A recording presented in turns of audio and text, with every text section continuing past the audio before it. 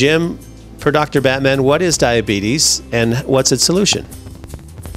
Well, from what I've learned from Dr. P for diabetes, the pancreas, to function properly, has to have water and salt.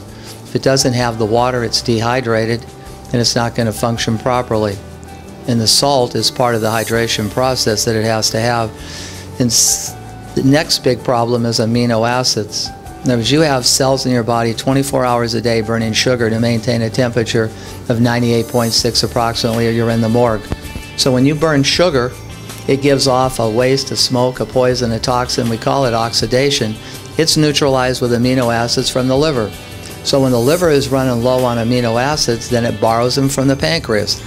And somebody says, well, it's genetic, diabetes runs in my family. It's wherever your particular body goes to borrow the amino acids or to borrow the water, that's the sickness or disease that you're going to have in your particular family. So if you're low on water and you're low on salt, then the pancreas isn't going to work right. And if it takes amino acids from the pancreas, then you're going to have diabetes. It's either going to be type 2, what they say old age onset. That's primarily a lack of water and salt.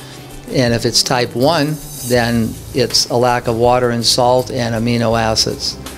So if you start taking amino acids and the water and salt, your diabetes will go away. We have a testimonial on our site from Alina that was a type 1 diabetic injecting insulin. Less than 3 weeks, her type 1 diabetes was gone, along with a number of other things.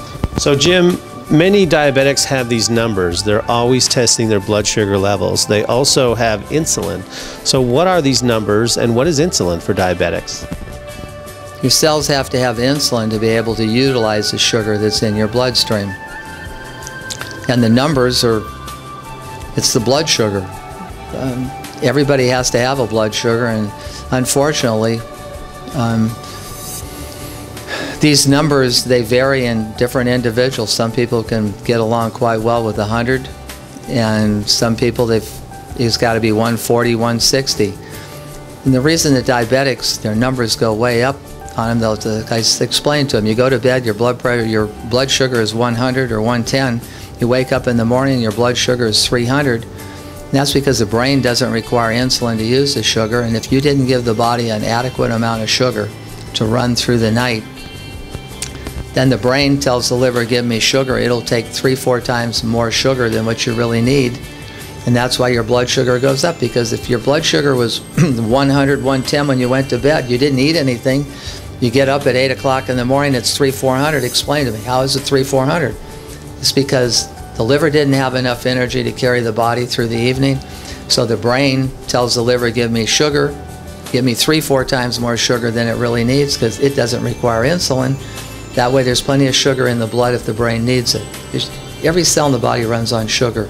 If you know a chemist, ask them. Everything you eat is converted to sugar. Fantastic. And so to find more information on diabetes, you can get this book, Goof Proof Health.